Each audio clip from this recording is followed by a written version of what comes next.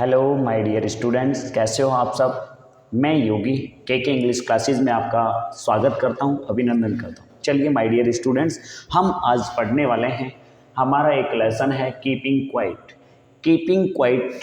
देखिए my dear students, lesson को पढ़ने से पहले आपको सबसे पहले अपनी नोटबुक और बुक लेके बैठ जाना है। पेन, पेंसिल, नोटबुक और बुक लेके आपको बैठना है। उसके बाद हम इस लेसन को डिस्कस करेंगे। सबसे पहले मैं आपको बताना चाहूँगा इसके टाइटल का मतलब क्या है। Keeping quiet. कीपिंग क्वाइट का मतलब है शांत रहना। शांत रहने का मतलब ये नहीं कि हमेशा के लिए शांत हो गए आप, परमानेंट शांत हो गए, ऐसा नहीं है। थोड़ी देर के लिए शांत होकर शांति से सोचने की बात यहाँ पर पोइट कर रहे हैं। ठीक है, हमारे लेखक जिनका नाम है पाब्लो नेरूदा। क्या नाम है? Pablo Neruda. इनका जन्म हुआ है, सबसे पहले हम इंट्रोडक्शन पढ़ रहे हैं पोइट का। इनका जन्म हुआ था 1904 में और इनकी डेथ हुई थी 1973 के अंदर। इनका एक निक नेम है, पेन नेम है, घर पर बोले जाने वाला नाम है। बहुत बढ़िया नाम है। नाम भी घर पे कैसा रखा है देखो कभी नहीं, है ना। पेन नेम इनका एक और नाम है जिससे इन्हें जाना जाता है, Neftali Ricardo Reyes Basoalto, who was born in the town of Parral in Chile. इनका जन्म नेरूदा जो हैं, इनका जन्म चिले के एक टाउन पर्ल में इनका जन्म हुआ था। चिले के एक टाउन है जिसका नाम है पर्ल, उसमें इनका जन्म हुआ था। Neruda's poems are full of easily understood images which make them no less beautiful। Neruda's poem, Neruda की कविताएं आर फुल ऑफ, भरी हुई है, इजीली यानी आसानी से सिंपल वे में, अंडरस्टूड यानी समझी जा सकती हैं, समझ में आ सकती हैं, इमेजेस यानी प्रतिमाओं, आसानी से समझ में आने वाली प्रतिमाओं से, इमेजेस से भरी हुई हैं इनकी कविताएं, जो which make them no less beautiful, जो उसे कम खूबसूरत नहीं बनाती, यानी कि बहुत खूबसूरत बनाती। इसकी कविताओं में इमेजेस हैं, कल्पनाएं हैं, और उन इमेजेस की वजह से, उन प्रतिमाओं की वजह से, उन कल्पनाओं की वजह से ये कविता और भी खूबसूरत हो जाती है। कम खूबसूरत नहीं होती है बल्कि खूबसूरत, और कम खूबसूरत नहीं होने का मतलब क्या है? ज़्यादा खूबसूरत होती है। ठीक है, समझे मेरी बात को भाई। कम खूबसूरत नहीं होती है इसका मतलब ज़्यादा खूबसूरत होती है, ये भी तो है। चलिए, he won the Nobel prize for literature in the year of 1971। देखिए, बहुत बड़े कवि हैं, बहुत ही अच्छे कवि हैं, इनको मिला है नोबेल प्राइज। क्या मिला है भाई? Nobel prize. किसके क्षेत्र में मिला है? लिटरेचर के क्षेत्र में मिला है, साहित्य के क्षेत्र में मिला है। कब मिला था? 1971 में। पाब्लो नेरूदा को 1971 के अंदर नोबेल प्राइज मिला था लिटरेचर के क्षेत्र में। Okay, in this poem Neruda talks about the necessity of quite introspection and creating a feeling of mutual understanding among human beings। इस कविता में नेरूदा टॉक्स यानी बात करता है, अबाउट द नेसेसिटी, आवश्यकता, ऑफ क्वाइट यानी शांतिपूर्वक आत्मचिंतन, अपने मन की बात को जानना, शांतिपूर्वक अपने मन की बात को जानने की, और क्रिएटिंग ए फीलिंग, और एक ऐसी भावना विकसित करने की जो म्यूचुअल अंडरस्टैंडिंग पर आधारित हो, परस्पर समझ के आधारित हो। म्यूचुअल अंडरस्टैंडिंग का मतलब पारस्परिक समझ, आपसी समझ, किसके बीच में? ह्यूमन बीइंग के बीच में आपसी समझ पर आधारित एक ऐसी भावना को क्रिएट करने का प्रयास किया है इस कविता में। और नेरूदा ने इस कविता में शांतिपूर्वक आत्मचिंतन की आवश्यकता और एक ऐसी मानवों के बीच में एक आपसी समझदारी की बात यहाँ पर की है। यानी कि दो चीज़ों की आवश्यकताओं के बारे में बात किया। एक तो मानवों के बीच में, ह्यूमन बींग्स के बीच में म्यूचुअल अंडरस्टैंडिंग होनी चाहिए, और एक क्वाइट इंट्रोस्पेक्शन होना चाहिए, आत्मचिंतन होना चाहिए। ठीक है, तो आई होप आपको ये समझ में आया होगा पोइट का इंट्रोडक्शन। ठीक है, अब हम आपके सामने इस कविता की बात करते हैं। कविता में क्या लिखा है, ऐसा क्या है जो चुप रहने की बात की गई है, कवि ने ऐसा क्यों कहा है। देखिए, पहले हम थोड़ा सा ओवरव्यू देखते हैं पोइट के, और पोइट का तो हमने देख लिया, पोइम का हम देखते हैं।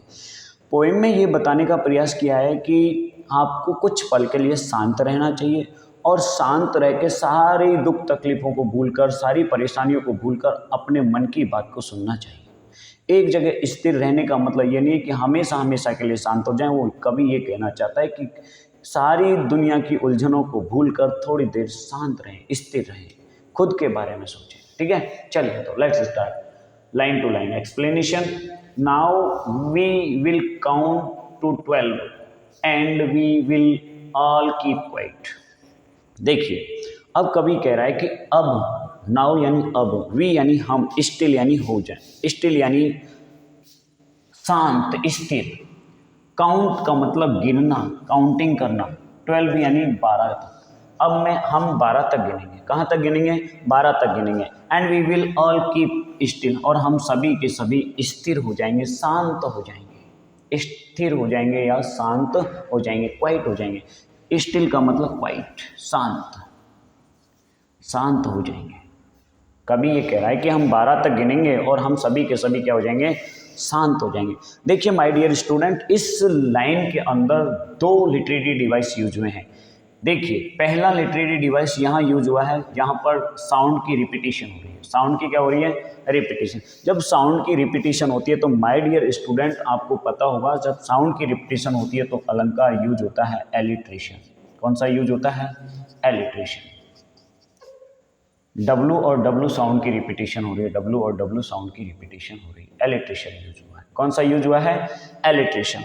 इसके अलावा यहां पर एक और हुआ है जिसका नाम है एंजेबमेंट। एंजेबमेंट,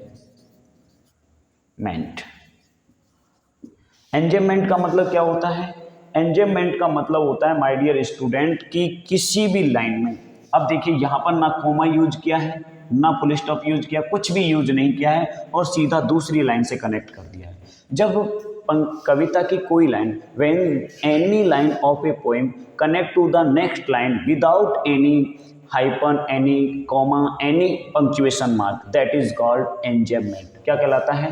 एंजेबमेंट। तो यहाँ पर ना कोई कॉमा का यूज किया, ना किसी और पंक्चुएशन मार्क्स का यूज किया और सीधा कनेक्ट कर दिया, तो यहाँ पर एक और लिटरेरी डिवाइस हुआ, वो है एंजेबमेंट। क्या है? एंजेबमेंट। ठीक है, तो यहाँ पर दो लिटरेरी डिवाइस यूज हुए हैं, दोनों याद रखने हैं। अगर एग्जाम में आपको एक्सप्लेनेशन पूछ ली जाएगी तो आपको क्रिटिकल एप्रिसिएशन में, क्रिटिकल कमेंट के अंदर आपको ये चीज़ें लिखनी होंगी। ठीक है, आई होप आपको दोनों लाइनें समझ में आएंगी। एक बार वापस रिवाइज कर देता हूँ। नाउ, अब हम 12 तक गिनेंगे और हम शांत हो जाएंगे, स्थिर हो जाएंगे।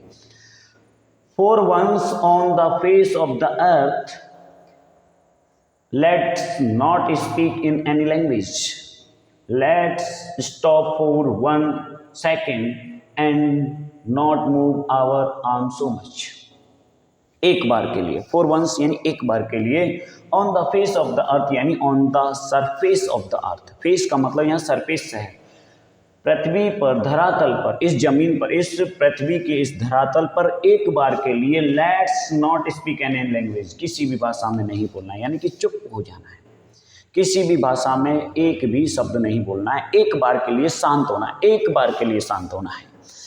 लेट्स स्टॉप, चलो रोकते हैं, लेट्स स्टॉप, चलो रोकते हैं एक सेकंड के लिए जो हम इतनी भागदौड़ कर रहे हैं, इतनी भागदौड़ जो हम कर रहे हैं, इतनी हलचल, अपने हाथों को हम इतना हिला रहे हैं। जैसे देखिए अभी हलचल हुई ना, अभी देखा आपने हलचल हुई, आवाज़ आई कुछ गिरने की, तो ये हलचल, ये हाथ पैर जो हम हिला रहे हैं ना, इसको थोड़ी देर के लिए चलो रोकते हैं।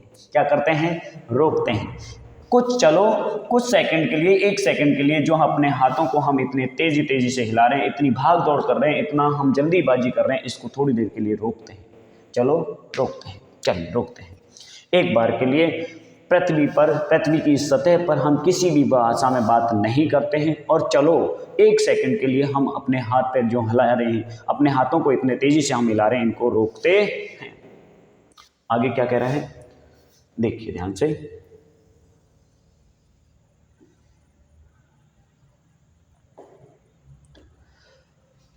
it would not be an it would be an exotic movement without rush, without engines. We would all be together in a sudden strangeness. It would be यानी यह होगा। एक्जोटिक मूवमेंट का मतलब एक एक्स्ट्रा ऑर्डिनरी मूवमेंट, बहुत ही विचित्र पल होगा।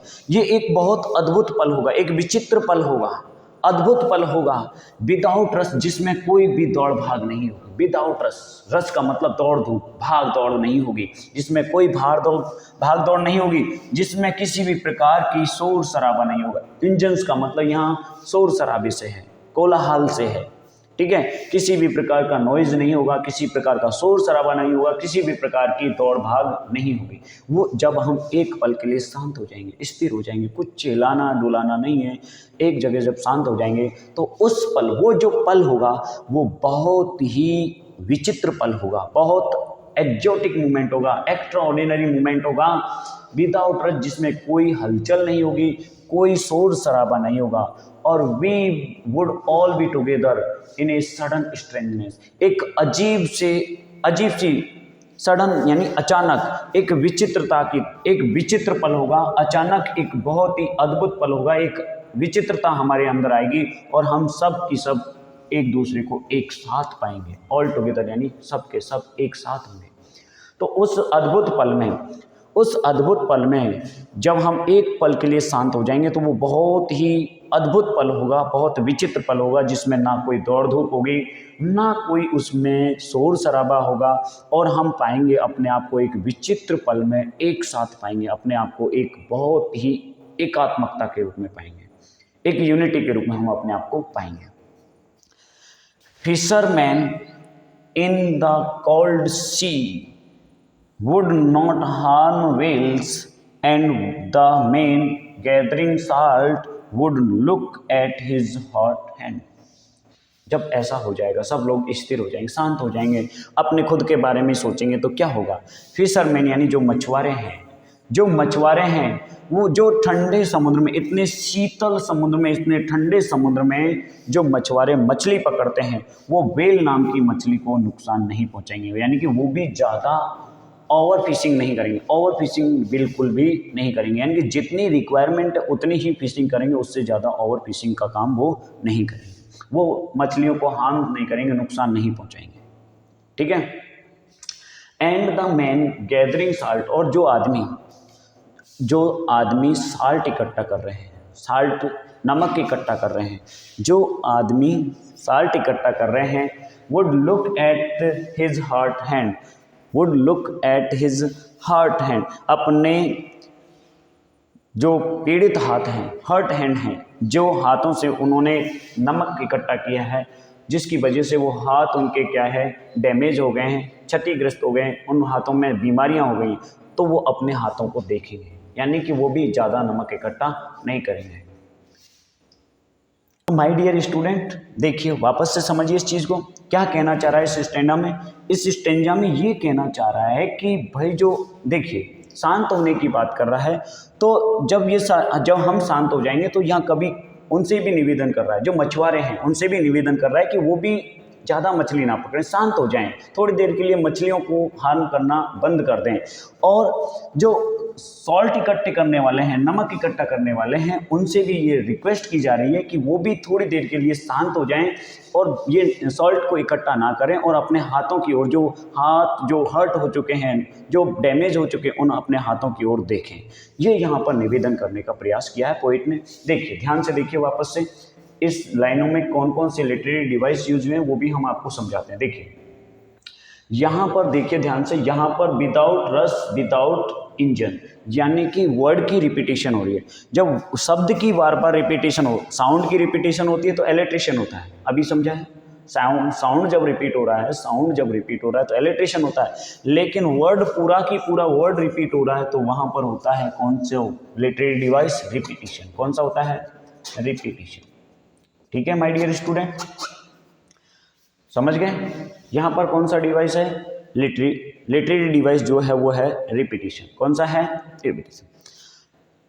ओके, नीचे वाले में इतना कोई ज़्यादा लिटरेरी डिवाइस यूज हुआ नहीं है, फिर भी देख लेते हैं एक बार, कुछ होगा तो। देखिए वुड यहाँ पर भी इलेक्ट्रिशियन यूज हो रहा है, ठीक है, वर्ड का रिपीटिशन, साउंड का रिपीटिशन हो रहा है, डब्लू वाले साउंड का रिपीटिशन हो रहा है, तो यहाँ आप कह सकते हो कौन सा है, इलेक्ट्रिशियन है, कौन सा है, इलेक्ट्रिशियन है, इलेक्ट्रिशियन हो जाएगा। जहाँ वर्ड की पुनरावृत्ति होती है, वर्ड का रिपीटिशन होता है, वहाँ रिपीटिशन होता है, और जहाँ पर साउंड की रिपीटिशन होती है वहाँ पर कौन सा होता है, इलेक्ट्रिशियन। समझ गए? चलिए तो आगे शुरू करते हैं। देखिए इन लाइनों में भी रिपीटिशन है, एच एच एच, यहाँ पे भी क्या है, सॉरी इलेक्ट्रिशियन है, कौन सा है, इलेक्ट्रिशियन है, यहाँ पे भी इलेक्ट्रिशियन यूज हुआ है, इन लाइनों में भी कौन सा है, इलेक्ट्रिशियन। ओके, आई होप आपको समझ में आया होगा। अब आगे देखते हैं।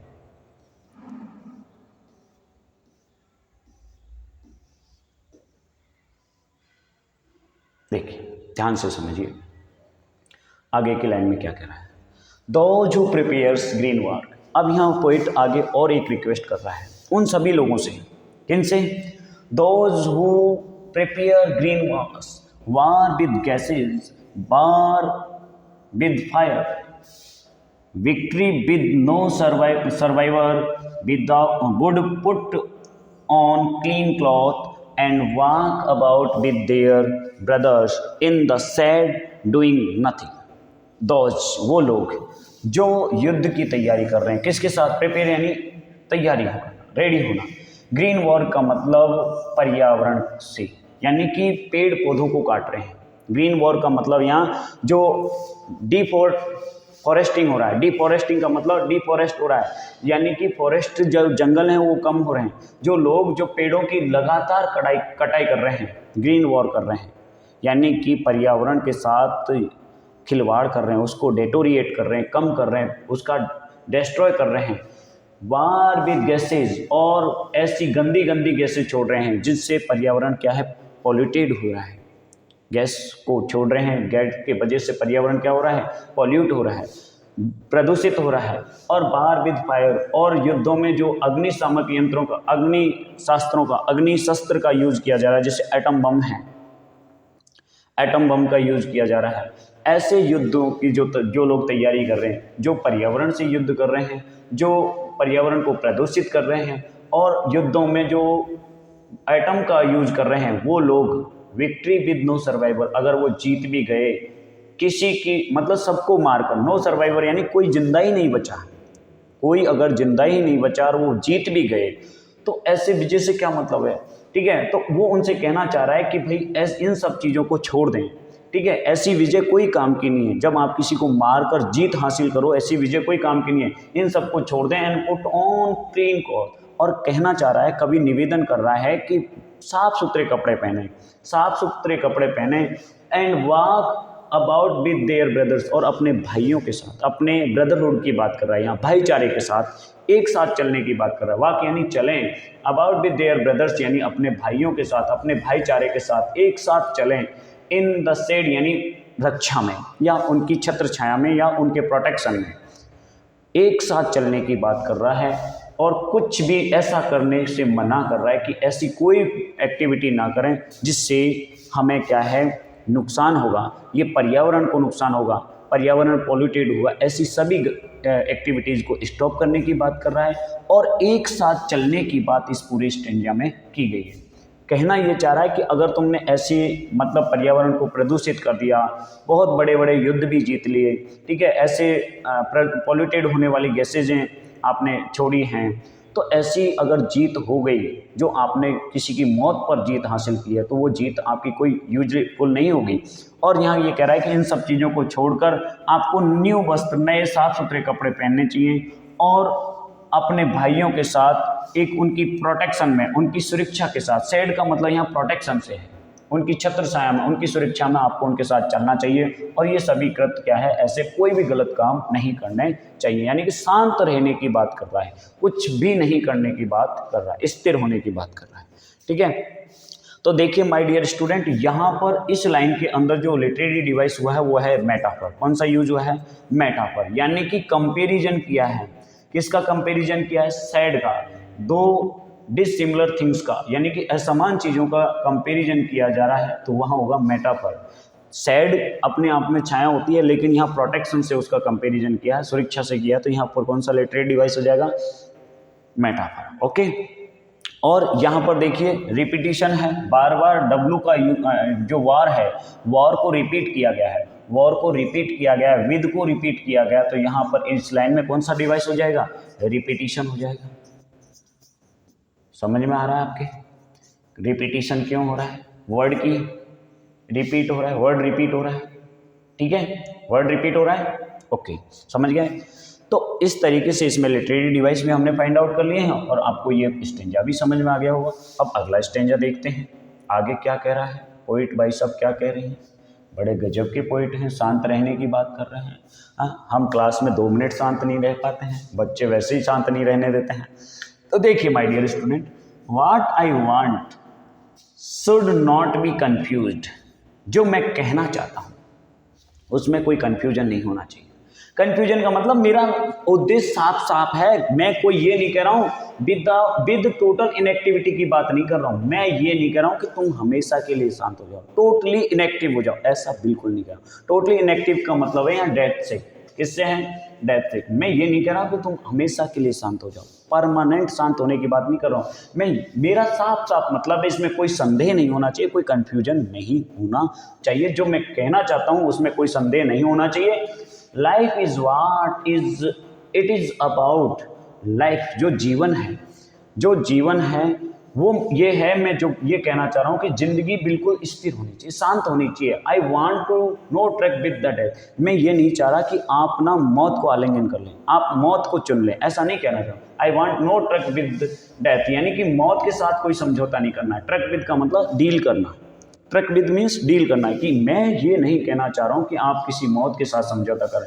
मेरा सीधा सीधा मतलब है कि जिंदगी होनी चाहिए वो भी स्थिर शांति से होनी चाहिए, ठीक है, लाइफ होना चाहिए शांति वाली होनी चाहिए। टोटल इनएक्टिविटी की बात बिल्कुल भी नहीं की है, मौत की बात बिल्कुल नहीं कर रहा हूँ, तो इसमें कोई संदेह नहीं होना चाहिए। है कोई डाउट? किसी को कोई डाउट है? नहीं है? चलिए, if we were not so single minded about keeping our life moving and for once could not do nothing, perhaps a huge silence might interrupt this suddenness of never understanding ourselves and of threatening ourselves with death। देखिए my dear student क्या कह रहा है? If we were not single minded, अगर हम छोटी विचारधारा, single minded का मतलब एक ही बात पर सोचना, सिंगल माइंड नहीं होनी चाहिए, हमें बहुत सारी चीज़ें सोचनी चाहिए, सिंगल माइंड हमें नहीं होना चाहिए, सिंगल माइंड हमें नहीं होना चाहिए। आगे ये कह रहा है कि about keeping our life moving, हमेशा अपने जीवन को चंचल रखने के बाद, यानी कि हमेशा हम काम ही नहीं करते रहें, हमारी एक ही ये सोच नहीं होनी चाहिए कि हमारी लाइफ हमेशा चलती ही रहे, मूविंग रहे। पोइट ये कहना चाह रहा है कि हमारी सोच एक ही जगह पर नहीं रुकनी चाहिए कि हमारी लाइफ हमेशा चलती रहे, सिंगल माइंडेड नहीं होना चाहिए, एक जगह पर सोच नहीं रुकनी चाहिए। और एक बार के लिए, फॉर वंस यानी एक बार के लिए, कुड डू नथिंग, एक बार के लिए तो कम से कम एक बार के लिए तो आप कुछ मत करो, शांत हो जाओ। परहैप्स शायद ए ह्यूज साइलेंस, शायद एक बहुत बड़ी शांति मिलेगी इससे। एक बार के लिए अगर शांत हो गए तो, एक बार के लिए अगर शांत हो गए तो बहुत बड़ी शांति माइट इंटरप्ट दिस सडननेस, इस सैडनेस का मतलब, सॉरी सैडनेस, सडन नहीं है, सैडनेस है, सॉरी। तो इस सैडनेस यानी इस उदासी को, जो जीवन में उदासी है उसे भंग कर देगी। इंटरप्ट का मतलब तोड़ देगी, दखल अंदाजी कर देगी, यानी भंग कर देगी, इस उदासी को दूर कर देगी। क्या चीज़ दूर कर देगी? अगर आप एक पल के लिए, एक सेकंड के लिए, एक बार के लिए अगर आपने सब कुछ करना बंद कर दिया, कोई भी एक्टिविटी जी आपने नहीं की, तो एक बहुत बड़ी शांति मिलेगी, ह्यूज साइलेंस आपको मिलेगी। और ये साइलेंस आपके अंदर जो उदासी है, सैडनेस है, उसे दूर कर देगी, उसे भंग कर देगी। आपके मन में जो निराशा है उसे दूर कर देगी। और नेवर, कौन सी निराशा है? निराशा किस चीज़ की है उसको समझिए। Of never understanding our self, खुद को नहीं समझने की निराशा, हम खुद को नहीं समझ पाते हैं। हम दुनिया को समझ लेते हैं लेकिन खुद को समझने का प्रयास नहीं करते हैं। इसकी जो निराशा है उसे दूर कर देगी। और ट्रीटिंग आवरसेल्फ विद डेथ, और मौत से अपने आप को हम धमकाते रहते हैं, डराते रहते हैं, इससे जो निराशा है हमारे मन में उसे दूर कर देगी अगर हम एक बार शांत हो गए तो। ये शांति, ये जो शांति हमें मिलेगी, ये शांति इन सब चीज़ों को दूर कर देगी। वापस देखिए पूरे स्टैंजा को क्या कहना चाह रहा है। कवि ये कह रहा है कि मेरा मतलब ये नहीं कि आप हमेशा के लिए शांत हो जाओ, मेरा मतलब सिर्फ ये है कि ज़िंदगी होनी चाहिए वो भी शांति वाली होनी चाहिए। ऐसे नहीं कि उसमें बेमतलब की टेंशनें आपने पाल रखी हो। मैं ये नहीं मैं चाहता हूँ कि मौत से आपका कोई समझौता नहीं होना चाहिए। मेरी जो स्पष्ट बात यह है कि मौत के साथ कोई डील नहीं होनी चाहिए, ट्रकबद्ध नहीं होना चाहिए। यदि हम एक ही विचारधारा के नहीं होते, एक विचारधारा कौन सी है कि हमारा जीवन हमेशा चलता ही रहे, इसके प्रति हम एक विचारधारा वाले नहीं होते, सिंगल माइंडेड नहीं होते, एक ही चीज़ के बारे में नहीं सोचते कि हमारा जीवन चलता ही रहे, इस बारे में अगर हम एक नहीं सोचते और एक बार के लिए अगर हम शांत हो जाते, एक बार के लिए हम कुछ भी नहीं करते, शांत हो जाते, तो एक बहुत बड़ी शांति हमें मिलती। और वो शांति शायद हमारे जीवन में जो उदासी है, जो हमारे जीवन में दुख हैं, उनको दूर कर देती, उनको भंग कर देती। और हमें जो मौत से जो डर लगता है, हम खुद को अपने आप को डराते रहते हैं मौत से, उससे भी हमें दूर कर देती है। क्लियर? तो एक बार आप पढ़ के देखिए, आपको समझाता हूँ मैं इसमें और कौन कौन से लिटरेरी डिवाइस यूज हुए हैं। देखिए ध्यान से देखते हैं है क्या कुछ। देखिए सिंगल माइंडेड, ठीक है, truck with death, we were. देखिए यहाँ पर एलिट्रेशन यूज हुआ है, डब्लू का साइन रिपीट हुआ है, डब्लू का साउंड रिपीट हो रहा है, तो क्या हो जाएगा, एलिट्रेशन यूज हो जाएगा इसमें, ठीक है। उसके अलावा हम बात करें तो और तो कुछ है ऐसा दिख नहीं रहा है। चलो देखते हैं और आगे बढ़ते हैं, ठीक है।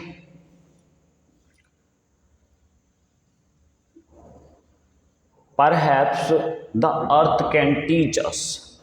Perhaps the earth can teach us as when everything seemed dead and later proved to be alive. शायद, perhaps शायद, अर्थ कैन टीच अस, हमें पृथ्वी समझा देती है, पढ़ा सकती है। शायद हम प्रकृति से सीख सकते हैं, प्रकृति ये पृथ्वी हमें सिखा सकती है। जैसे ही जब हर एक चीज़, एवरीथिंग, हर चीज़ सीम्स लगती है डेड यानी मरी हुई, जब हमें हर चीज़ मरी हुई लगती है और बाद में ये सिद्ध हो जाती है, प्रूफ हो जाती है टू बी एलिव यानी जिंदा।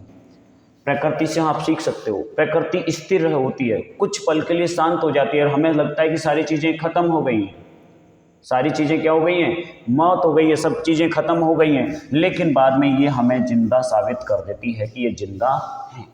आपने देखा होगा कई बार कोई हलचल नहीं होती है, सारे पेड़ पौधे स्थिर हो जाते हैं, ऐसे लगता है कि खत्म हो गया सब कुछ, लेकिन फिर बाद में यही पृथ्वी, यही प्रकृति हमें ये प्रूव कर देती है कि सब जिंदा है। समझे मेरी बात को? देखिए माय डियर स्टूडेंट, इस लाइनों में ये कहना चाह रहा है कि शायद हम प्रकृति से, इस पृथ्वी से ये सीख सकते हैं कि जब हर चीज़ आपको मरी हुई लगती है तो बाद में वो अपने आप ये प्रकृति सिद्ध कर देती है कि वो सब जिंदा हैं। इन लाइनों में पोइट ने जो लिटरेरी डिवाइस यूज किया वो है पर्सोनिफिकेशन। कौन सा है? पर्सोनिफिकेशन। कैसे भाई गुरुजी? कि देखिए अर्थ सिखा सकती है, पढ़ाना सिखाना काम किसका है? इंसानों का, लेकिन हम प्रकृति से सीखने की बात कर रहे हैं। इसका मतलब जो ह्यूमन बीइंग के जो गट्स हैं वो हमने नॉन लिविंग थिंग्स को दे दिए हैं। तो यहाँ पर कौन सा यूज हुआ है? पर्सोनिफिकेशन लिटरेरी डिवाइस यूज हुआ है। अब कवि कह रहा है कि now I will count up to 12। अब हम 12 तक गिनेंगे। अब हम कहाँ तक गिनेंगे? 12 तक। और यू कीप क्वाइट, और आप सब शांत हो जाओगे। हम 12 तक गिनेंगे और आप सब क्या हो जाओगे?